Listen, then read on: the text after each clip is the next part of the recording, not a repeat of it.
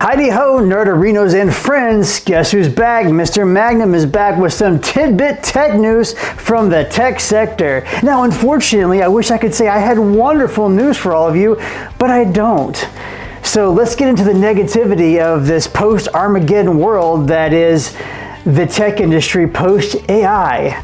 First off, let's go ahead and get started talking about Nvidia. Reports say Nvidia will not be releasing any new GPUs in 2026. What? No GPUs this year? What are we going to do? The company is reportedly prioritizing the GDDR7 memory and production capabilities for its, wait for it, AI data center production. Beautiful. Which is 92% of Nvidia's current revenue. So the anticipated RTX 50 Super Series has been indefinitely delayed, and the RTX 60 Series, codename Rubin, has been pushed back to either late 2027 or 2028. Guys, I'm sorry. Don't get your guns out. Don't shoot the messenger. I am just reporting with the news as it is. And unfortunately, as it is not pretty. Not pretty at all. It's a bearded woman in a circus. Not fun. Intel CEO Lip Bhutan announced that Intel will be moving into the GPU market. Great. For data centers? So possibly AI? Not fun, not good. I don't like where this is heading. Intel recently hired a former Qualcomm lead architect to spearhead this team. All right. Speaking of Qualcomm shares plunged 8.5% this week after the company warned that their global shortage in memory is stalling device production to focus efforts on AI. So yes, AI is focusing all the hardware that we have in the entire world, for the most part, towards AI. AI stealing hardware for AI. So we're just feeding the mother chip at this point. Mother chip, beam me up.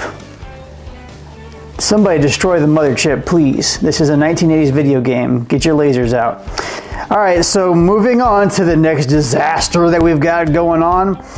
Both Intel and AMD have notified customers in China of, wait for it, severe shortages for server CPUs due to agentic AI. So same headline, different name. I'm crying on the inside, I'm weeping. Analysts warn that 2026 will be the most expensive year for PC buyers in over a decade.